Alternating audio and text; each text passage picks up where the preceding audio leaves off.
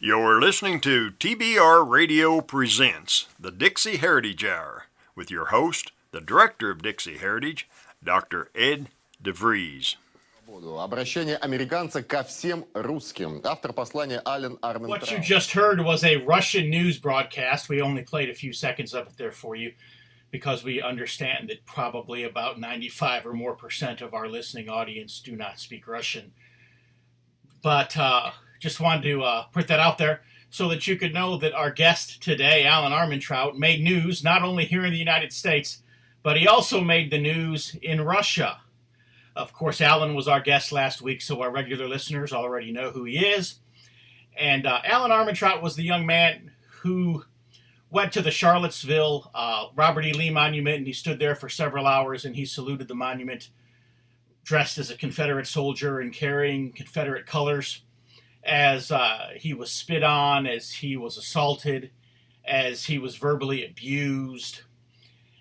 Just a tremendous young man who has stood for our history and for our heritage.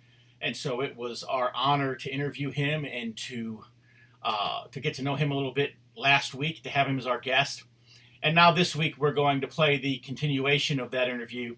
And we're also going to have some footage of him speaking to the Milton, Florida City Council on behalf of our history and Confederate symbolism there in Milton, Florida.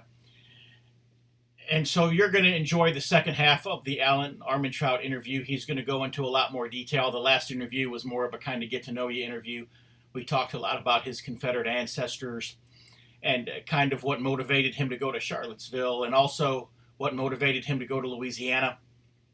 He was there standing with those statues when they were torn down, when Mayor Mitch Landrieu had those torn down. He was there. And he kind of talked about some of his frustrations he had. Here's this guy out there on the front line fighting for our heritage, fighting for our monuments. And where's the Sons of Confederate Veterans? Not only are they not standing there with him, they're actively resisting him and fighting him and making it harder for him to do the job that God had called him to do, to defend our history and honor our forefathers and so forth. And it really frustrated him, and he had every right to be frustrated. And so anyways, he talked a little bit about that in the last interview, and he's going to talk a little bit more about that. That subject's going to come up again in today's discussion as well as kind of what he's doing now and how he's kind of moved forward from what he originally made the news with, being his stand there in Charlottesville, some of the things he's doing now. So anyways, here's the continuation of our interview with Allen Armentrout. So you were in New Orleans. You felt like you were there alone. So having done that, it wasn't just so Charlottesville wasn't just an idea. You know, I think I'm going to go to Charlottesville. I think I'm going to stand at the Robert E. Lee statue. You had already done it in New Orleans. You'd already been harassed by the police. You'd already been threatened with arrest. You'd already felt like, where's, kind of like Elijah, when he's like, where's everybody? And so basically you made a decision not just to go to Charlottesville, but you made the decision to go and do the same thing again, probably realizing that the results would be the same. You would endure more harassment. You would endure more potential threat of arrest. You would endure more, being the only person there. What made you decide to do it again and not just encourage somebody else to go do it this time? Because no one else will go and do it. That was the problem. Was that it was like there was a need, and if I wouldn't go, who else would? Right.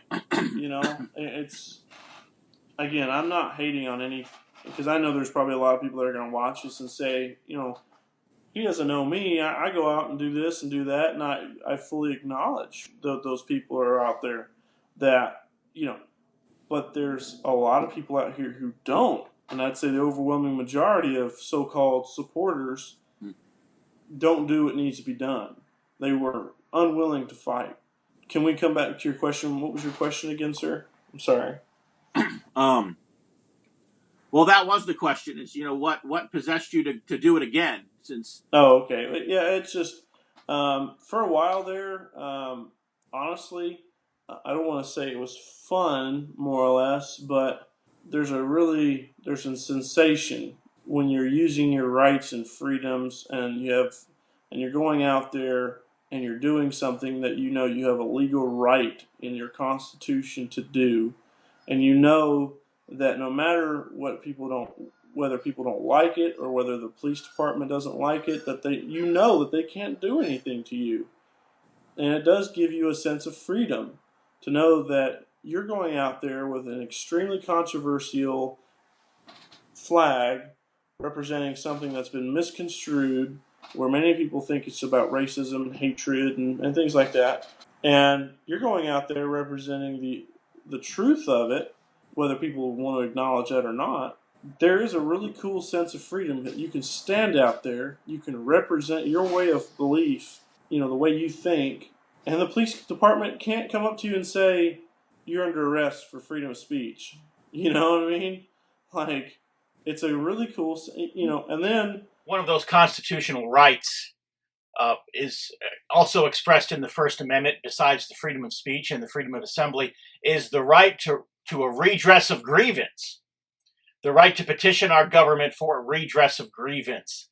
And that's also a right that Allen has exercised recently when he spoke to the City Council of Milton, Florida. Milton is a town. It's over there near in the Florida Panhandle, not too far from Pensacola. And he spoke to the Milton City Council in defense of some Confederate symbols that the City Council was considering abandoning, getting rid of. And so we've got the film footage of it, and he gives quite a spectacular speech to the City Council there in Milton, Florida. And he quotes from my book. So I got to say, I'm flattered that he would quote from my book, The Truth About the Confederate Battle Flag. Speaking of which, go to our website, www.dixieheritage.net, and give us your email address, and I will send you absolutely free of charge a copy of my book, The Truth About the Confederate Battle Flag. And with that little commercial aside, let's go ahead and have the video footage here of Allen Armentrout speaking to the Milton, Florida City Council, and then we'll come back and continue our actual interview with Prepared speech. But we're trying to defend the Confederate symbol and the city of Milton seal. But I'll just read my prepared speech that I made up. I'm here to defend my symbol of pride, my heritage, my freedom, and my country. You see, on the surface, anyone with no understanding of the war for Southern independence would commonly believe the lies spread over the decades, which simply say the war was over slavery, and the North was right and the South was wrong. I'm here to tell you that is a lie, and that the flag will continue to fly, regardless of the decision made tonight. There are flags flying everywhere, because men and women of the South are, across the United States, not just the South, are awakening and seeing the true colors of our government. They see the treachery committed against the Constitution and the true attack on every historical and Christian fundamental that this country stands for. Even with the status of our country, there are hundreds of thousands of people everywhere, of all cultures, raising our battle flag to make a statement, not of racism, but to reclaim our country. Why? Why must we remove the Confederate flag and Confederate symbols? Because they're racist? No, because they represent truth. You see, the Confederate federal flag is a threat to unlimited government. The federal, state, and even local governments everywhere are making actions that are unconstitutional. But then there's people flying Confederate flags, standing in the way of people, yelling no. We have a Constitution, and we have God-given rights that cannot be taken away. And we also have people that are fighting for those rights. People say the flag is offensive, and I offend people by flying. Well, they're absolutely right. I offend every pinko, liberal, federalist, left-wing communist person out there. And I'd like to close with a quote from Double Earl Douglas, a black journalist from Charleston, South Carolina, who says, "If hate had been the prevailing emotions between the races, it's a safe bet that the Confederacy would have never been born. Fortunately, there was love, understanding, and compassion, and the two greatest lies perpetrated by history are that the South instigated the war, and that the war was fought by the North for the purpose of freeing the slaves. The Negro was merely used as an excuse for that war, while the real reason for it was reflected in every area of our lives, where the tentacles of government form the bars of a new slave. No, don't furl that Confederate battle flag. Let it wave all across the South to remind Americans that there exist a people here yearning for liberty, freedom, and independence that will not be denied. Let it fly as a testimony to real men and real women who would rather work and fight than shed tears and beg for governmental charity. End quote. You see, the flag is a flag of pride, it's a flag of valor, it's a flag of heritage, and it's a flag that represents the sovereignty of Christ, the St. Andrew's Cross, which is born in that flag. The real question here is, will you remove the Confederate flag? Will you show the residents that the city of Milton has surrendered to political correctness used by a tyrannical government? Or will you vote to keep that flag in the sea? Your map software may be outdated. Please update it to the latest version. Anyway, but as I continue, the real question here is, will you remove the flag? Will you show the residents that the city of Milton has surrendered to political correctness used by a tyrannical government? Or will you vote to keep that flag in the city seal, to show that the city of Milton is proud of their heritage, of all cultures and backgrounds, that are united as Americans fighting for their liberty and independence, that will continue to do so to the day they die? It's a slippery slope that we're on today in our country. Everything's being attacked. Anything that's Christian or is a historical fundamental that our country was founded upon. Our founding fathers, the Constitution, the Confederacy, that woman in Kentucky, as he mentioned, anything Christian. Christ has been taken out of schools. It's a big attack, okay, on everything that this country stands for. And the Confederacy just happens to be something that I'm proud of and I'm fighting for, just like I do Christ. And we gotta take back our country, And the Confederate battle flag is a flag of a mentality that says, like that man says, they're yearning for liberty and independence, like our founding fathers did. And taking down that Confederate flag is going to say, hey, the city of Milton has rendered to the political correctness that's just sweeping across our country, everywhere, not just the South. And I know some of you are very concerned by the historical, did it fly or not fly, but, and putting the stars and bars up, but why not the Third National? Well, that has the Confederate flag on it. Exactly right. That's why I don't think some of y'all want the Third National flying, is because y'all want, I'm not saying everyone, but I'm just saying it's an attack on that symbol, okay? Because when people see that, I'm just speaking from the heart. When people see that Confederate flag, they ask why. What does that flag represent? People see it and they say, well, that was a flag that flew over a group of people who wanted liberty and freedom, like our founding fathers did. And then they ask, well, what did the North fight for? Well, the North fought for taxes and oppression and unlimited government. And they say, well, that's what's going on in our country today. So it's an attack on truth from all aspects.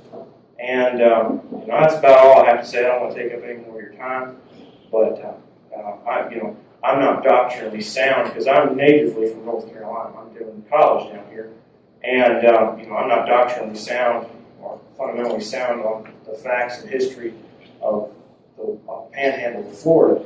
But I just know that the battle flag anywhere is just a statement of people who are proud of where they came from, and it's a statement of what they want and what they want to keep. So I don't know if y'all have any questions for me. Where are you from? I'm natively from High Point, North Carolina. Yes, sir. Where do you live now? I go to college down here. You have any connections to Milton? No, sir. No further questions. All right. Thank you, sir. Anyone else? All right. Thank you. Appreciate it. You probably picked up on it there as he was asked at the end of the interview there by the city council. He was asked, did he have a direct connection to Milton? The truth is that at the time he spoke to the city council, he was a resident of Pensacola, which is not too far from Milton, but again, it's not Milton. And so essentially what probably just happened is the city council probably just dismissed everything that he said because he was a non-resident, which is really sad. But the truth is there should have been people from Milton, Florida, who should have been there speaking to these things. And God bless Allen Armentrout. He drove over to Milton from Pensacola, and he put himself out there, and hopefully something that he said will stick in the mind of one or two of those council members and affect their vote, even if there are other council members who would totally dismiss everything he said out of hand, or use the fact that he was a Pensacola resident and not a Milton resident to dismiss the truth that he spoke that day. Anyways, let's get back to our interview with Allen, and he's going to continue just telling us a little bit about what it was that motivated him to go to New Orleans and then to do it again in Charlottesville. I don't know. I don't know what it's hard to explain, because I know a very few people, maybe our soldiers, have in some light experienced what it's like to fight for freedom, to know that what you're doing is not just for yourself, but it's part of something bigger, you know. So when you got to Charlottesville, did you get there before or after all of the Marxist protesters did? So it was after. Everybody thinks, well, a lot of news reporters put out there that I was there during the rally, and that's not true. I was there several days later. It was still it was like an earthquake had just happened, and if anybody moved the wrong way, something else would happen. But I decided I wanted to go up there because it felt like on TV that they were going to tear down the Robert E. Lee Memorial. And in some way, I wanted to protect it, see it in the event that it came down, because I was there, and people were saying, in New Orleans, people were saying, oh, it won't come down. It's been there for decades and blah, blah, blah. And then here came the cranes, you know. And so I wanted to be able to go there and see it, because I know that these monuments were famous. You know, the artists that painted them were just geniuses and world-renowned artists, and I wanted to go see these monuments. I wanted to pay my respects to Lee. I feel like I diverted from your question. Well, what I was trying to find out is if you had to go through a sea of protesters just to get to the monument. No. Or... So when I first got there, you could feel the tension in the air. I mean, it was like a bomb had went off in that town. You could just, I mean, emotionally, I mean, you could sense it. People were still, you could just sense it. But there was, I mean, when I first got out of my car, I loaded my weapons and got everything good to go. And so your weapons were loaded when you were there? Yes, sir. Okay. And then when I was, and the reason I asked that question is because people, you know, have commented on your absolute restraint in not using them. And well, that's one of course, reason, if they were not loaded, that would have explained the restraint. But since they were loaded, then you know, obviously you did exercise a lot of restraint. Well, that's one reason I brought them too, is because, you know, I had no intention to use that firearm unless someone actually intentionally tried to hurt me or harm me or someone else. Because I knew that people were running over other people with cars, and that, you know, people don't have no regard for human life anymore. And I was telling another journalist, I said, you know, people shoot people for $30 in a cash register at a gas station. You know, what would it matter to them if they shot, you know, a kid trying to honor his ancestor with a flag that to them means hatred and, you know, and stuff like that? It'd mean nothing. They'd just drive by in a Tahoe and whip out a couple of pistols and shoot me dead in the street and drive off. It wouldn't mean nothing to them. You know, life means nothing to a lot of people anymore. Anyway, so I wanted to bring some weapons as a deterrent. I know a lot of people, I've had some of my friends tell me, you shouldn't have brought the AR. That just kind of radicalized you. And I said, well, would you have gone into a hostile environment like that without being armed? You know, without any kind of way to defend yourself? You know, I think to myself, what would have happened if I didn't have those weapons? I could have been shot. I could have actually been physically assaulted. I think a lot of those people at Charlottesville that were surrounded by me, I think they intentionally wanted. I think a lot of the in-your-face type stuff was just a way to antagonize me, to eventually break me and make me do something. I told another journalist, I said, you know, the only reason that I got put on national television was because they wanted me to snap. They wanted me to do something. They said, here's this guy with an AR-15, the evil weapon, and he's got a Confederate flag, and eventually he's going to swing, or he's going to draw, or he's going to shoot somebody, or he's going to do something, and we're going to get it on national television, and we're going to air that for the next week or two and say, crazy man, Confederate flag shoots, and then they wouldn't show the 2 hours of ill treatment toward me. They'd just show the 10 seconds of me retaliating. Right. Our lead-in to our show last week was about a 90-second clip from the Associated Press, and it was just a sample of the abuse that Allen endured as he was standing there before the Robert E. Lee Memorial in Charlottesville. And we're just going to go ahead and play that again, just so that those of you who have not listened to last week's radio show, kind of a little bit of what he had to endure. And maybe for the rest of you, this is just kind of a little bit of a refresher, but I think it's a good context here. So I'm going to stick it in here, and then we'll be back with our interview, and Alan's going to talk more about what was going on in his mind and in his heart as all of this was going on. Terrorists go home! Terrorists go home! Terrorists go home! Terrorists go home! Terrorists go home! Terrorists go home! Terrorists go home! Terrorists go home! Terrorists go away! Terrorists go away! Terrorists go away! Terrorists go away! Drinking water? Is that what you're doing? Dude, I guess you need a bunch of racists and a bigot. You have a home to go to. You have people. There are people who are dead here and are injured in the hospital and you are fucking here doing this, but you can just stand up and get terrorists go home! Get out of here! Terrorists go home! Tear it down! Tear it down! Tear it down! Tear it down! Racists go home! Racists go home! Racists go home! Racists go home! Racists go home! It's not patriotic now. I wanted to honor my ancestors today, sir. They need to know that what they fought for wasn't slavery or oppression of people. Where were they? Where are they? Thank you, sir. Flag in the back. When Put it in there. innocent people are being terrorized by him and his cronies. So, You're doing what you asked. Have a seat, sir. can't walk out of the park by yourself, huh? So proud and brave. You want another day like Saturday, don't you? You should be ashamed of yourself. That blood is on your hands, No, it's not But mine. I think to myself, if I hadn't had those firearms, they could have jumped on top of me and started mauling me. Because if they had done that, I'm just being honest, if they had done that to me, if I had 10, 15 protesters on me, punching me in the face and assaulting me like that, someone would have gotten shot, And I think they knew that, so that's why they didn't do that. Because I feel like by myself, with no friends or no one out there to help protect me, that to them it wouldn't matter if they had dogpiled me and started beating me up, Right.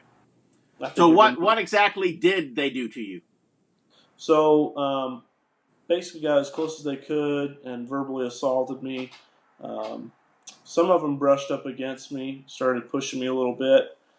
Some of the officers would step in and say, he has his personal space. You're not allowed to get this close. And they kind of disregarded him on that fact. Some of them whispered things in my ear, which were kind of gruesome, which obviously weren't on tape. But, yeah. And they just call me a terrorist and, then I tell you, them people don't know. They call me a terrorist. I'm like, you people are crazy. A terrorist would have set off a bomb here and killed everybody, Like, then they were saying, what was it, racists go home and all that stuff. Like, It's the clock here, so I'm going to go ahead and interrupt once again, and we're going to have a brief commercial from our sponsor, the Barnes Review, and then we'll be back with our interview with Allen Armentrout. If you love listening to the Dixie Heritage Hour, then I know that you'll love reading the Barnes Review.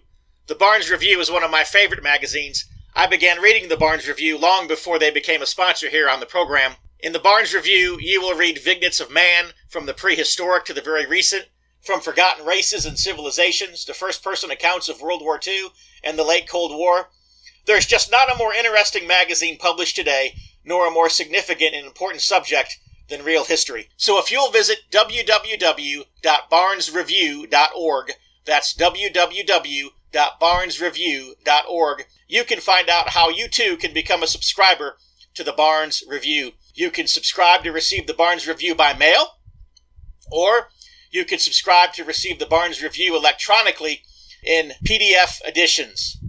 Or you can subscribe to receive both. That's what I do. So visit www.barnesreview.org and subscribe to the Barnes Review. So I guess you said there was just one Charlottesville police officer there by you? No, there were several. There were, I think, about four to five officers there. Initially, it was one, and then I think he evaluated the situation and then decided, hey, we need some backup. And so eventually the police sergeant and I guess his entire watch came out. So, yeah.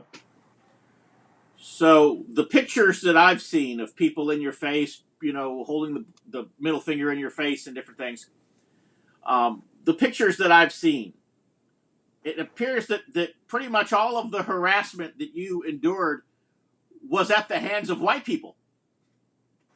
Right.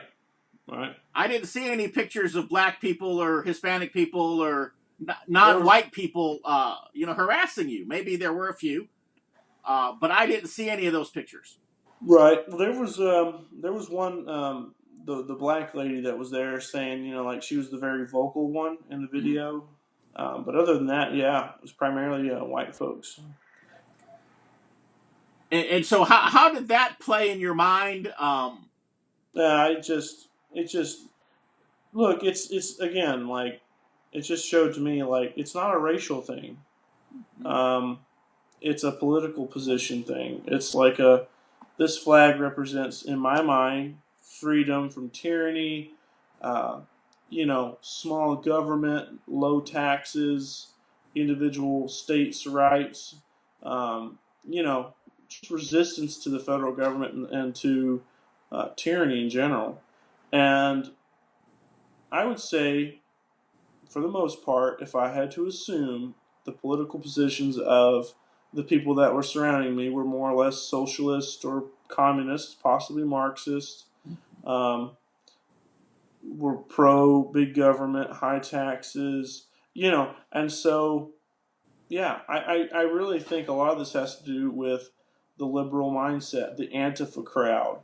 I don't really think a lot of this I think the whole race thing has just been kind of the scapegoat, has been kind of, I think if you really talked to honest black folks and asked them, does this offend you? They'd probably be like, it's not a big deal for me. I've lived here for X amount of years and this is just part of our culture, so. Right. But that's kind of the point that I'm getting at, because if you look at a lot of the people who were harassing you, they were white people in the South.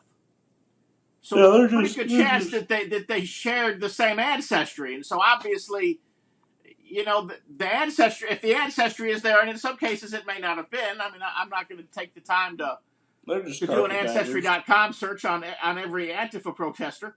But a good number of them would have to share our ancestry and our heritage, which, at least in my mind, it causes me to think, why is this person rejecting their ancestry and their heritage? Why are they opposing it rather than supporting it? I mean, if you've been told something ever since you were a kindergartner in school that Lincoln was this god, I mean, that's what you're gonna be a product of your environment. You can take a child that has a direct lineage to George Washington, Robert E. Lee, Thomas Jefferson, and Jefferson Davis, and it doesn't matter what your bloodline is. If what you're taught about them is not in accordance to what the truth is, they're going to turn out to be like one of those people. They're going to think that, oh yeah, even though my lineage was this, he was a racist, and I'm, they'll look at it as like a badge of shame, not of a badge of honor. Because I've had people, who was the general? She said she was related to. I forgot, but she came up to me and she gave me a prominent general's name. It's famous in history. Just his name slips my mind. And she said, I'm a direct descendant of this guy, but what he did was wrong, and he fought for slavery, and I don't like that, and I'm ashamed of that ancestry and lineage in my history. And I was like, okay, well, that's a shame, But that's where a lot of our reconstructed Southerners are. That's just what happens, President Trump made kind of the same point in a press conference shortly after the whole incident there in Charlottesville, and the president was attempting to defend Allen and others who were standing on behalf of our Confederate heritage, and the news media, the reporters in the room, really did not want for him to do that. They were trying to get other statements from him. But we're just going to play just a few seconds of that, then we're going to go to a quick commercial, then we're going to be back with our interview with Allen Armentrout. Excuse me. I saw the same pictures as you did.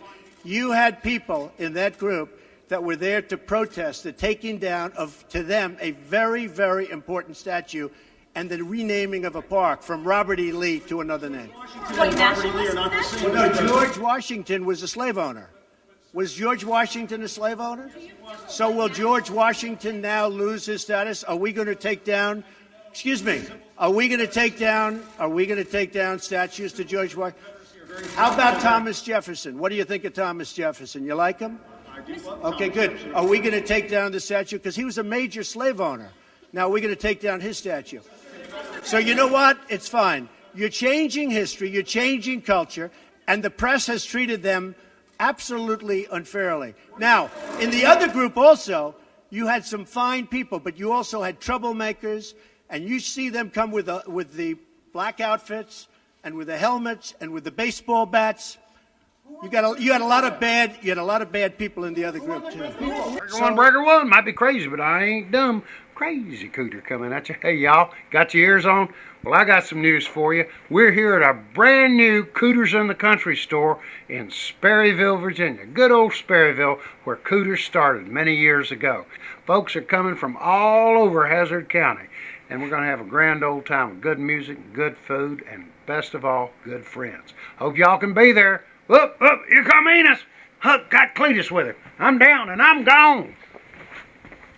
Were you homeschooled, public school, Christian school?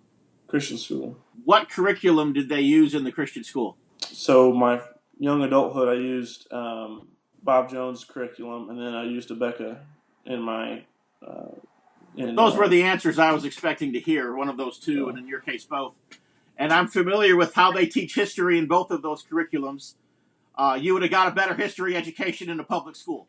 But anyways. Yeah, well. But I know that those two curriculums are very anti-Southern in their approach. And you went to Pensacola Christian College, which you were taking college history courses that were anti-Southern in their approach. And, of course, you've endured all the media of the last 20-some years of your life and all of that as well. But yet you overcame that, and you're proud of your heritage, and you're willing to take a stand for it. Yeah, history classes in college were a lot of fun. I loved debates. I'd raise my hand and would ask a lot of questions that I already knew the answers to. But I'd just say, like, well, wait a minute, and my professors would just be like, okay, Alan, like, thanks for disproving, like, everything I've said. Like, all of my professors were, like, these lovers of Lincoln, and you could, like, I'd ask him a question like, well, why did he do this? And why did he do that? And, why did he violate the Constitution like 26 times? And, why did he not say he cared about the slaves? I thought he cared about the slaves. And half the time I'd say stuff to him and they were like, I didn't know that. And so I came to class usually like sometimes with printed material that I would like quote in class and stuff because I felt bullied. Not bullied, but not singled out, but like I was the only one that saw it from my way of view. I remember I had a guy in my class, he was like, the South was evil and the Confederate soldiers fed black babies to alligators and stuff. And I was like, whoa, like what? Like, can we stop for a minute? Because everyone kind of nodded their heads like, yeah, that's what happened. And I was like, no, hold on. Like, wait a minute. But yeah, history classes in college were a lot of fun because I was the Southern guy. Everybody knew that. So I went to college up north. Okay. But the chancellor of the college was from Texas, and so he would, on holidays like Memorial Day, Labor Day, 4th of July, Veterans Day, he would have the the organist in the chapel. He would tell her to play the national anthem, and she would play Dixie. Yeah. And of course, we were in Indiana, so all the Yankees up there would go. And one Sunday morning, I can't remember what holiday it was. He looked over to the organ. He said, "Sister Colston," he said, "play the national anthem." And she started to play Dixie. And this was in a church service with 20,000 people in it. And all of these old Yankee women just their hats started falling off. And we had I had a history professor. Actually, I had my history teacher. You know who Dr. Bill Grady is? Mm-hmm. And so I had history from Dr. Grady. And so even though Dr. Grady grew up in New York, he somewhere along the way he had gained an appreciation for the Confederacy. So it was a different environment. But there was a time in this country when you could have a discussion on these things. Yeah. And even if and I would say most of the academic world, and there were exceptions. There were men like Dr. Grady, who I had for history. Of course, there were men who, like Dr. Clyde Wilson at the University of South Carolina. There were exceptions to the rule, of course. But most of academia was probably more pro-Union than pro-Southern. But yet, for decades in this country, we were able to have discussion in academic centers on these matters. And now it seems like it's no longer even up for discussion. Right. There's these pre-established facts that if you disagree with, you're a racist or something's wrong with you now. So you went to Charlottesville. You endured everything that you endured. You would think, and based on the reaction that you received, I'm going to say that perhaps it was exceptional parenting, perhaps it was exceptional pastoring in the church that you grew up in. I'm going to say that your encouragement in your Christianity, which was very much tested there in Charlottesville, but your encouragement in your Christianity came from your parents or from your pastor or from your local church and not from the college. And the reason I say that is because you should have gone back to school as a hero. I mean, if anything, the school should have seen you come back and said, "Wow, we've done a really good job with this guy." I mean, he could stand there for the time that he stood there and endure what he endured. And, the only person who endured more and did it more gracefully was Jesus. But that wasn't their response. They expelled you. Yeah, I might have the same sentiment as that. So what was that like to, or did you see it coming? Or, did you go there knowing you would get in trouble at school when you came back? Or were you totally blindsided by the expulsion? Let's just say that after it made national news, I expected the phone call. Mm-hmm. And that's about as much as I'll leave it. So okay. I knew that, like I said, I knew that once it went national, like it went to CNN and all that, I was like, something's going to happen. So I know that you were able to transfer your credits to another school, and you were able to finish your year, and you were able to do the things you needed to do, but now you need to pay for them. So I'm still in college. I'm finishing my senior year of criminal justice, the minor in history. I finished... when I was there, I had completed 101 credits, and when I transferred, they took 90, which was just a minor setback, not very bad at all. I need 120 to graduate. I'm up to, I'm at 97 credits right now. I'm finishing up a class, which will bring me to 100, and I've got 4 classes for the fall. I have to double up some online classes. and then I take a few in the spring, and I'll be done. I'm planning on graduating in May of 2019. But yes, sir, paying for them is still kind of a question of how. I think the Lord will bring the money in. I have faith in that. He brought me to this college, and he is letting me graduate. So I know that this is His will. He'll help me pay for it.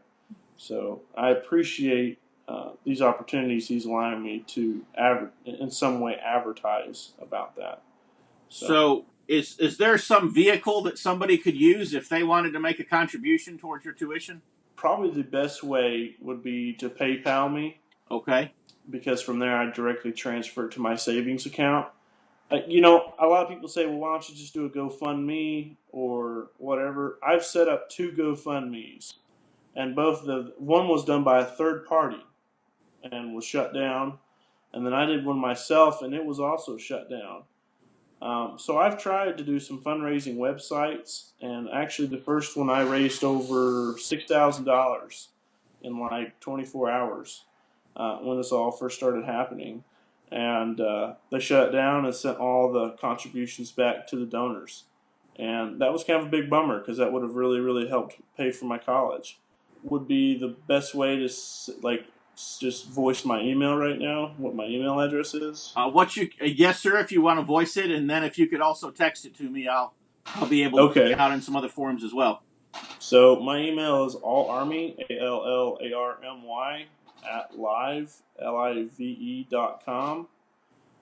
And then just go on PayPal and enter in that email, and then I guess send as a gift. And I hate I hate asking for money or anything like that. I try to stay very, very humble about this whole situation that's happened in Charlottesville. I know a lot of people call me a hero or this or that, but really, I try to really stay humble about it. I don't feel that I've done anything really. I just feel like I did what the Lord called me to do, and if in your opinion you feel led of the Lord or however to help me in my pursuit to finish my college degree, which again would have been 4th year, which would have been, I had it all paid for. It would have been free. I would have been good to go. But now I'm trying to figure out a way or asking the Lord to help pay for my 4th year. So did you have a scholarship at PCC, or had you prepaid your tuition, or how did that, or because you said it was paid for? So they had I can't go into too much detail, but basically I can talk about their what they advertise today.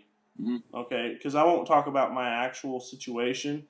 I'm not allowed to. But what I can say is what they advertise right now is basically a 4th year free program. So if you went to their school for 3 years and lived and worked on the campus for 3 years, then their 4th year would be the tuition, room and board, and all that would be paid for. And I was underneath that plan. Okay. And so essentially, it was kind of like having a scholarship but it was only effective there. So yeah, it wasn't transferable, obviously. Right. And so yeah, that could see and I could see where that would have really created a situation for you. But yeah, hopefully, a lot of people, having gone to Pensacola Christian College, you know who Dr. Johnny Pope is. Oh yeah, very good man. And years ago, Brother Johnny told me, he said there are all kinds of people. He said, they would like to go to the mission field. He said, but they never will. You would think that they would take a short-term mission trip. He said, they take a vacation. He said, so if they're going to take a 7-night cruise, why not take a 7-night, mission trip down to Mexico or down to Guatemala or somewhere? He said, but ultimately, he said, they won't. He said, but they'll write a check and send somebody else. Right. And so he said, and I guess if that's all they're willing to do, and as long as they're willing to do it, and as long as there are others who are willing to go in their place, he said, I guess, missions works. Right. And, it's the same thing perhaps with Confederate heritage. There are all kinds of people who would see the picture of you down in Charlottesville and think, if I were younger, I would have liked to have done something like that. Right. Of course, they never will. But, maybe they'll write the proverbial check, and even if it's just a few dollars, it'll help you. It would pay for books or anything. Yeah, I know. I just keep interrupting, but we do need to break for another commercial. Just a few words from our sponsor, the American Free Press, and then we will finish our interview with Allen Armentrout. If you're like me, and I'll bet you are because you're listening to the Dixie Heritage Hour, you like to be on the cutting edge of honest news and accurate information. You like to hear about the latest financial trends and to know what's happening around the world and right here in the United States, the things that can directly impact you, your life, and the life of your family. And if you're like me, you do not rely on the mainstream media to obtain this information because, frankly, you know that you just can't trust them. Fortunately, there is an alternative news outlet with a long-established track record for honesty and integrity, and that is the American Free Press. AFP is the preeminent alternative independent news source for honest, hard-working, truth-loving Americans. AFP is the antithesis of the controlled, lamestream media. AFP is employee-owned and has been so since its founding.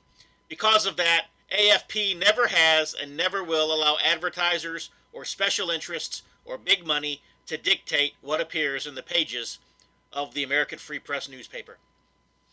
26 times a year, the American Free Press newspaper can be delivered to your door, packed with the kind of uncensored news that I know you're going to appreciate. AFP covers the stories and tells the truth that the lamestream media is frankly scared to touch. And AFP offers real, on-the-scene reporting and commentary, the likes of which you will never see in the Washington Post, the New York Times, ABC, NBC, CBS, CNN, or just about any other lamestream news source that you can think of.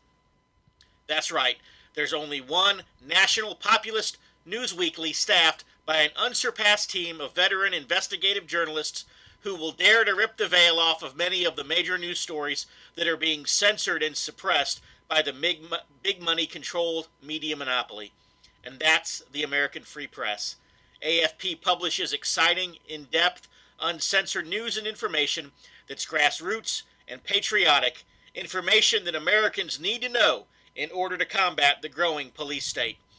AFP stands firmly against the New World Order and against those who are working to establish a global plantation under the rule of a powerful few. In short, AFP is your voice.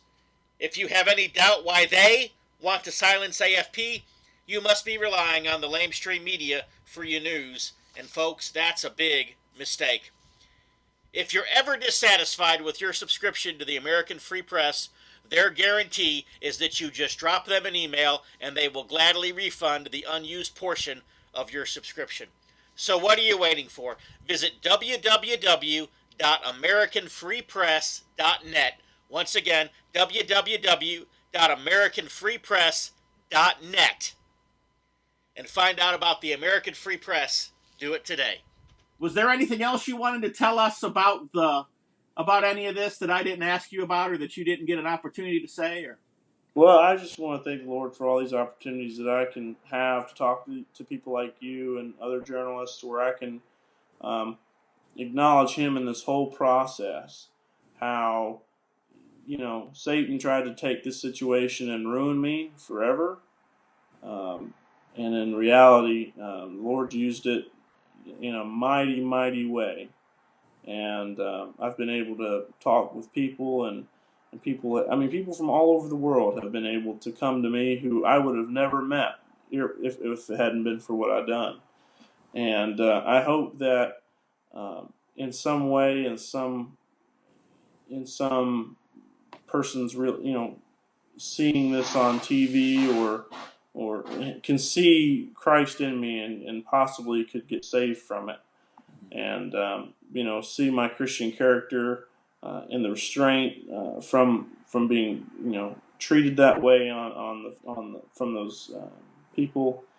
And I'm just very thankful. The Lord's done a lot for me, and I'm very thankful. And I take no credit for any of it. I take no credit for any of my successes after all of this has happened. I take no credit for the college, me getting into another college that accepts credits, that's accredited. I take no credit for the job I have now, which is very successful, and the Lord's blessed my life, and I'm very thankful for that. And I couldn't have made it without Him. So, right. Well, I hear the sirens. So are the cops coming for you? Yeah, they heard the NSA's on me now. Yeah. So they tracked our conversation down. So. All right. Well, I appreciate you chatting with us today, and oh yes, sir. And it was a pleasure getting to talk to you and get to know you some. And I hope that if you have any other questions or any other thoughts you want to run by me or whatever, just call me again or text me. Okay. Thank you so much. I really would appreciate that. Yes, sir. All right. Well, God bless, Brother Allen. God bless you too, sir. Right. Well, that was our interview with Allen Armentrout, and I hope that you enjoyed getting to know Allen just a little bit in these last 2 weeks of interviews. And just a great kid. In fact, the first time I talked to Allen on the phone in kind of preparation for setting up this interview, I had called Allen's father, actually, in North Carolina, and I'd asked him, I said, Mr. Armentrout, I'd like to interview your son on the Dixie Heritage Hour. And he said, I think he would like to do that. He said, can I have him call you? And I said, yes. And so later that night, my phone rings. Of course, my wife and I had gone out to dinner. I can't remember where we'd gone. I think we went to a taco place or something like that. But we'd gone out to dinner. And we were in the truck and we were driving home. And as we were driving home, the phone rang. And no one answers the phone in their truck anymore. You've got Bluetooth now. So I pushed a little button on the steering wheel.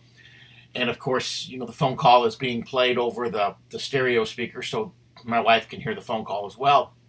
And I'm talking to Allen. I think we talked about 20 minutes or so. And then I remember when we pulled into the driveway, and my wife told me, she said, you know what? She said, I've never met him, but he's just a sweet young man. I could tell just by the few minutes you were talking to him that he is just a sweet, godly young man. And he is. Allen is just a great kid, and we're glad to give him any exposure and help that we can. Hopefully, our listeners will dig in just a little bit and help towards his university tuition. Help him with that and his living expenses as he's attending university away from home. But another thing that I want to do right now at the end of this broadcast is I want to give a shout out and a thank you to the Charlottesville Police Department. A lot of times we are critical of the police, and when we are, it's deserved. I'm just going to say it. There are a lot of bad cops out there. But what we saw today is that there are also a lot of good cops. If you noticed in the video that we saw there in Charlottesville, that's all I've got to say is that video showed us that there are still some good cops out there. And I want to say thank you to the Charlottesville Police Department for protecting this young man as he was out there exercising his First Amendment and Second Amendment rights on the public square in Charlottesville. In so many other places, the police are arresting the good guys and letting the bad guys go free. And that wasn't the case in this incident. Y'all did a great job of protecting Allen, of helping him to exercise, like I said, his First and his Second Amendment rights. In fact, I was watching a news commentary that we did not share clips of in our radio show. And the commentator was basically talking about how he was shocked that these police officers would just let him stand there with a rifle, and then they would just walk him to the police car, let him put his own rifle in the back seat of the police car, and let him sit in the front seat of the police car. And this commentator was talking about how they should have arrested him, they should have confiscated his weapon, and so forth. But that's not the case. He has the Second Amendment right to keep and bear arms. And so the police were actually acting properly in the way they handled that situation. And I believe they acted respectfully to everybody on both sides of the equation, both Allen and also the protesters who were there and so forth. And so I just want to give a shout out to the Charlottesville Police Department and say that at least from what we saw in the video there and from what we've heard of reports and so forth, that that it appears that you acted very professionally and very properly, and just appreciate that. I wish that every time that we spoke of the police that we could do so in glowing terms and never have to be critical. But that's not the reality of the world that we live in. But in this instance, we saw some police officers who truly understand what it is to protect and serve, and we want to thank you for that.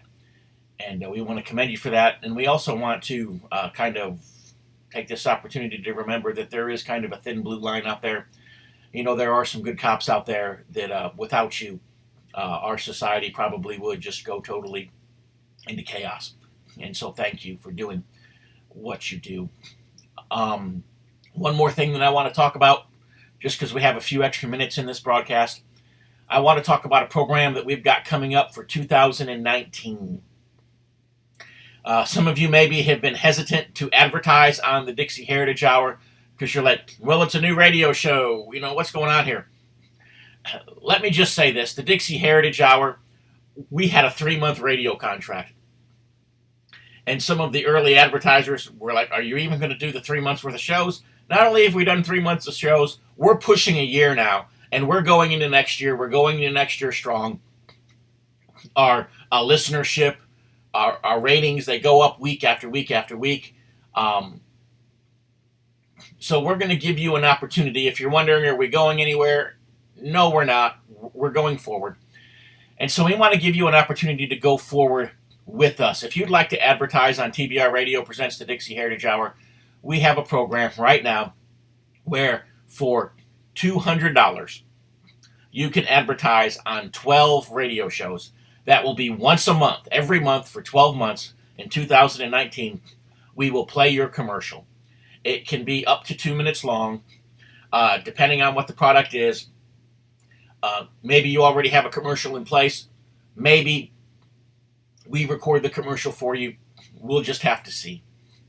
But at any rate, it would be $200 for 12 commercials, one every month for 12 months in 2019.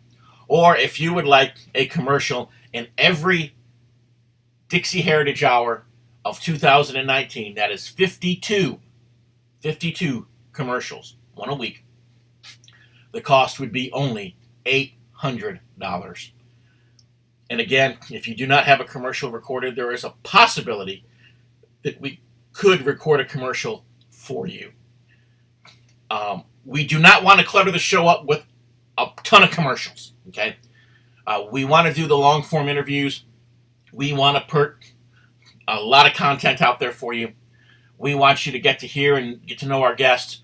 So we don't want to be like Sean Hannity or Mark Levin or Rush Limbaugh, where for every hour that they're on the air, they probably play 25 minutes of commercials. And I'm just throwing those numbers out there. I don't know how many minutes of commercials they put out there, but it's a lot. And it's not all their fault. Some of it is their own commercials. And some of it also is the fact that the stations they're on also want to sell local advertising and commercials as well. But we don't want to clutter the show up with commercials, but we do want to let just a couple of our supporters have the chance to get in and go forward with us and insert some commercials in. So get ahead of this thing. And send me an email, director@dixieheritage.net, and we will get these commercials made for you, and we'll get them inserted into the show. And you can advertise with us, and you can go forward with us into calendar year 2019. So until then, obviously, we're out of time now. From all of us here at TBR Radio Presents the Dixie Heritage Hour, thank you for listening. See you next week. God bless. Robert E. Lee was a great general. And Abraham Lincoln developed a phobia. He couldn't beat Robert E. Lee. He was going crazy. I don't know if you know this story, but Robert E. Lee was winning battle after battle after battle, and Abraham Lincoln came home. He said, I can't beat Robert E. Lee. And he had all of these generals. They looked great.